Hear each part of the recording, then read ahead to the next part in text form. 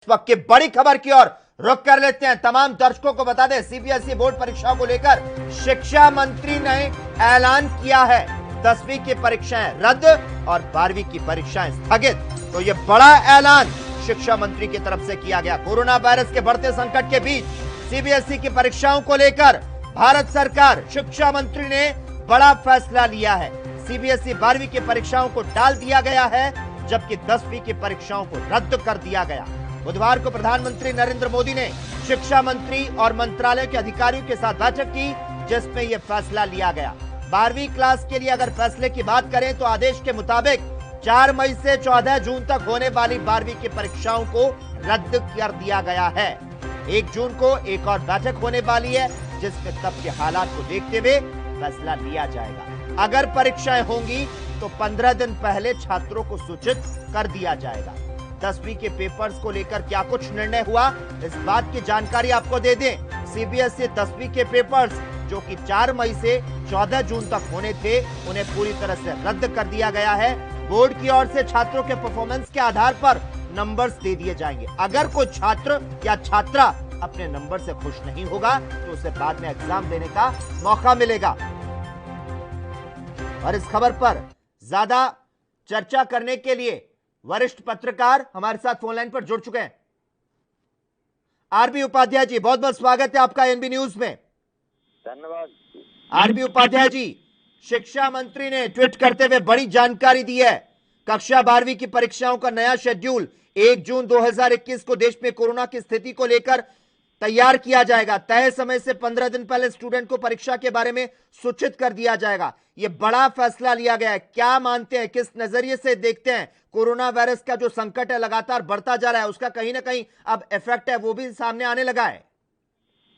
देखिए, डेफिनेटली जिस तरीके से महामारी एक विकराल रूप धारण कर चुकी है, ऐसे में बहुत बड़ा रिस्क होता।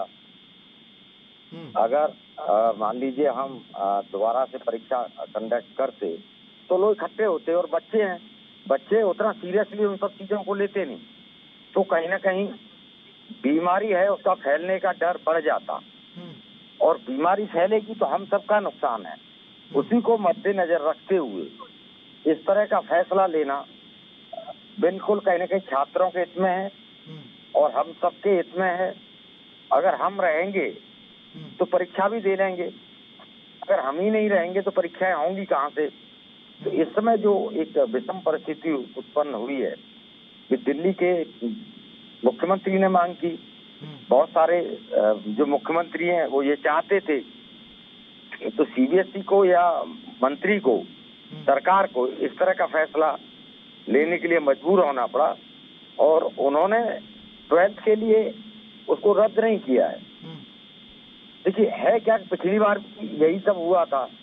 अगर हर बार ये होने लगेगा तो बच्चों का आकलन होगा कैसे? बिना परीक्षा के पास करेंगे तो एक अलग तरह की परंपरा कहीं ना कहीं जनरेट होती चली जा रही है, जन्म देती चली जा रही है। तो एग्जाम भी जरूरी है और कहीं ना कहीं स्वास्थ्य भी बहुत जरूरी है। और मैं समझता हूं कि इसी भयंकर परिस्थितियों को देखते हुए इस तरह का फैसला लिया गया है जो सबके हित में है।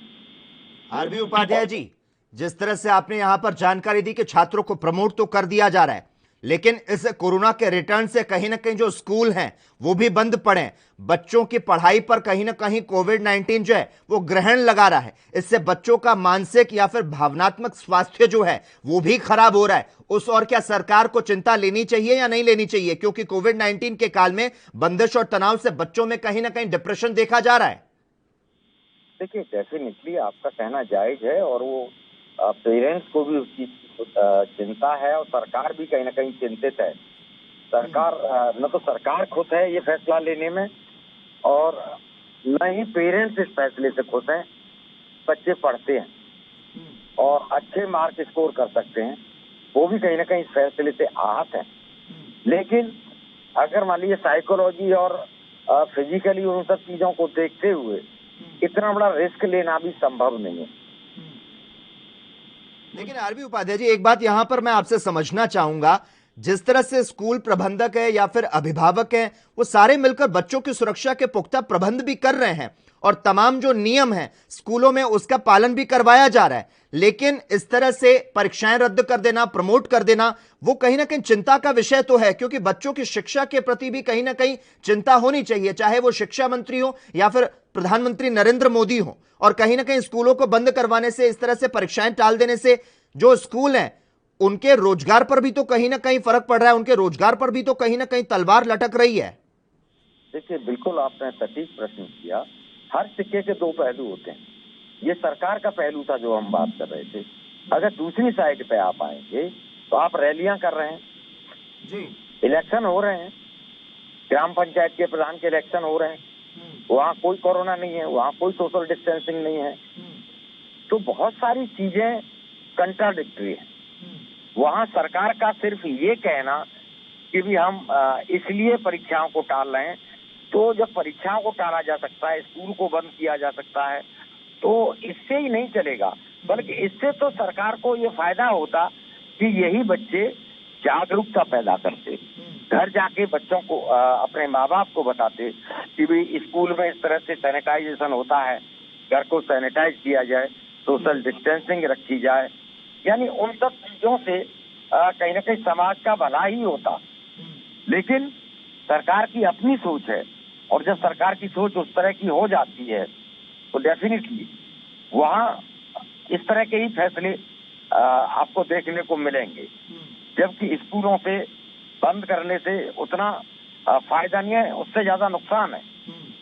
तो मैं फिर वही कहूंगा कि यही बच्चे अगर सपोज करिए स्कूल खुले होते और स्कूल जा रहे होते तो इनमें चेतना आती, और जो चेतना आती तो वो वही चेतना ये समाज में पैदा करते, घर में पैदा करते, उससे कोरोना से लड़ाई में कहीं ना कहीं सरकार को और समाज को और देश को मदद मिलती।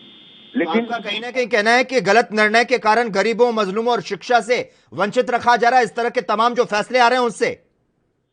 देखिए, डेफिनेटली गरीब आदमी, उसकी प्रायोरिटी पेट भरना है, उसके पास ऑनलाइन डाटा खरीदने के लिए पैसा नहीं है, रोजगार है नहीं, उसके पास उतना अच्छा फोन नहीं है, तो देखिए वो बच्चा सफर करेगा।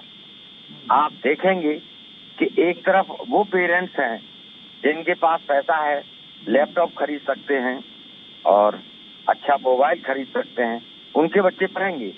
यानी ऐसे फैसलों से सिर्फ अमीर आदमी के लिए बच्चे पढ़ेंगे, गरीब आदमी के बच्चे नहीं पढ़ पाएंगे और वो सफर करेंगे, जो कि समाज का एक बहुत बड़ा हिस्सा कहीं ना कहीं है।